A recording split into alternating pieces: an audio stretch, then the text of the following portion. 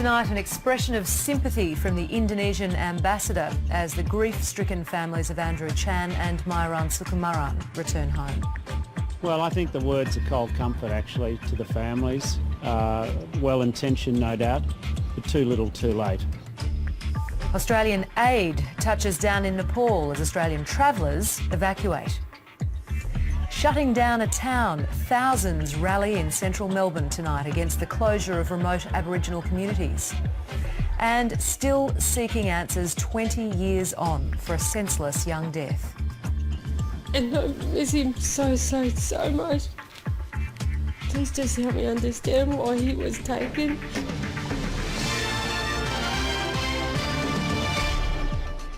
Good evening, Tamara Oudyn with ABC News.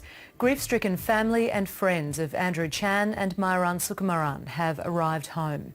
Indonesia's ambassador has offered his sympathies following this week's executions, hoping to heal the rift between the countries. The Prime Minister has welcomed his words, but the opposition says it's too little, too late. Here's political reporter Susan McDonald. Another relative of a disgraced Education Department director has told Victoria's Anti-Corruption Commission he was paid more than $500,000 for work he never did. The IBAC hearing was told the director, Nino Napoli, took the lion's share and then spent months coaching his cousin on how to lie to the Commission. Guy Stainer reports. To finance now, and the local share market has regained a little of what it lost in the past few days. Here's Alan Kohler. Well, the national figure for house price growth was another solid read of 0.8% and just below 8% for the year. But as we've seen increasingly over the past year or two, this is now completely meaningless. Everywhere but Sydney and Melbourne, house prices were virtually flat, and there's a big gap between the two biggest cities as well. Looking at 12-month change, it's 14.5% for Sydney and less than half that for Melbourne. Elsewhere, nothing much, and in Darwin, prices are falling. Now here's another view of it, which is the 6-month change annualised, and the message from this chart is that although prices are still growing everywhere but Perth, the pace of growth has been easing for 18 months. Obviously, the low affordability and low yields for investors is having an impact. For comparison, here is house price growth in America. It's currently about 5.5%, which is quite a bit less than Australia, and there's nothing unusual about that. US house prices fell for a brutal 6 years. Here they only went negative briefly in 2008 and again in 2011. The dollar continued to ease back today, having touched 80 US cents on Tuesday, Wednesday and Thursday. Iron ore and gold fell last night, but oil and copper went up quite a bit. The main American, European and Japanese markets fell today, but Greek share prices continued to do pretty well. And the local market got back 0.4%, thanks to rather big gains among the iron ore quarriers. The banks were mostly flat today, while Medibank and Woolworths went backwards. And that's finance. Now with the weather, here's Paul Higgins.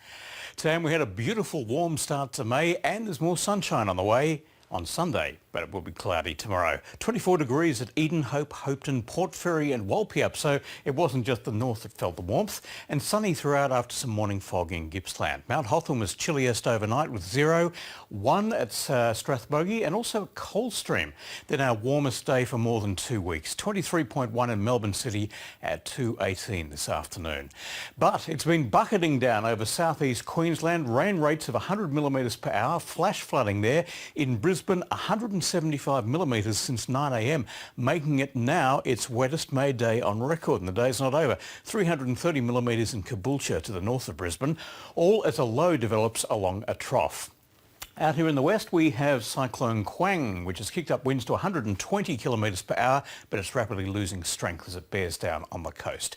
Settled though in Victoria under a high-pressure ridge. A weak cold front will approach us tomorrow, then slide away, but on Monday a stronger front and deep low will bring a blustery day and a late cool change. Tomorrow that cloud ahead of the front will roll in. We might score a light shower, but some heavy rain expected along the New South Wales coast, including Sydney. Only a shower or two though for Brisbane and Canberra. In Hobart, rain developing, fine in Perth and also in Adelaide. Back home, not as cold tonight and fine apart from a shower or two in the far east.